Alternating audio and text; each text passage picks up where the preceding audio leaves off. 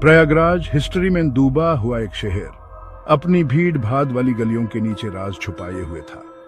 इसके दिल में छुपी थी एक पुरानी हवेली, उपेक्षित और भूला दी गई। इसकी दीवारें जो कभी जीवंत थी, अब जर्जर और फीकी पड़ चुकी थी।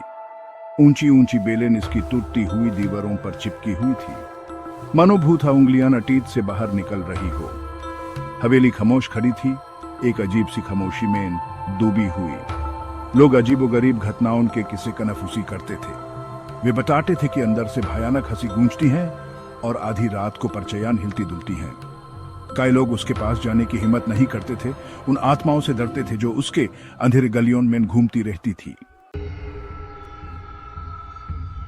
अर्जुन, एक युवा जिज्ञासु पत्रकार, हवेली के रहस्य की और खिंचा चला आया।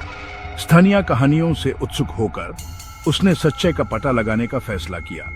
अपने कैमरा और रोमांच की प्यास के साथ वो अंदर चला गया। अंदर की हवा सदांध और धूल की गंध से भरी हुई थी।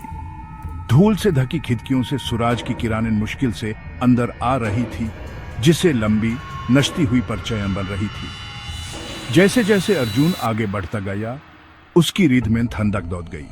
ऐसा लग रहा था जैसे उस अनदेखी आंखों से देखा जा रहा हो। अचानक उसने एक फुसफुसाहट सुनी, धीमी और अस्पष्ट। वो रुक गया, अपनी सांसें रोककर। उसका दिल जोर जोर से धड़क रहा था। कौन है वहां? उसने पुकारा। उसकी आवाज सन्नाटे में गूंज रही थी। सिर्फ खामोशी ने उस जवाब दिया, लेकिन उसके रोंगटे खड़े हो गए। उसने एक उपस्थिति महसूस की, अनदेखी लेकिन स्पष्ट।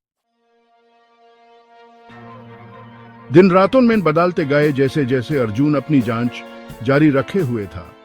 उसने हवेली की ओर एक अजीब सा खिंचाव महसूस किया, एक ऐसी बेचैनी जिसे वो समझा नहीं सकता था।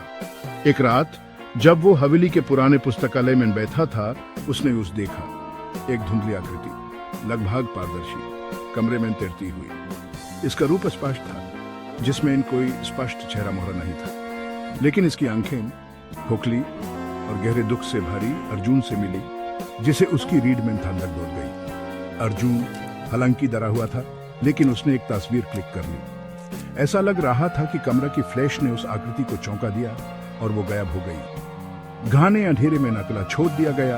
अर्जुन अपने डर को बढ़ता हुआ महसूस कर सकता था। वो जानता था कि वो वास्तव में किसी परेशान करने वाली चीज से टकरा गया है। अर्जुन ने फोटो डेवलप की। उसके हाथ बेसब्री से कांप रहे थे। तस्वीर धुंधली थी, लेकिन उसमें साफ तौर पर वो आकृति दिखाई दे रही थी। लेकिन जैसे ही उसने गौर से देखा, उसका रक्त जम गया।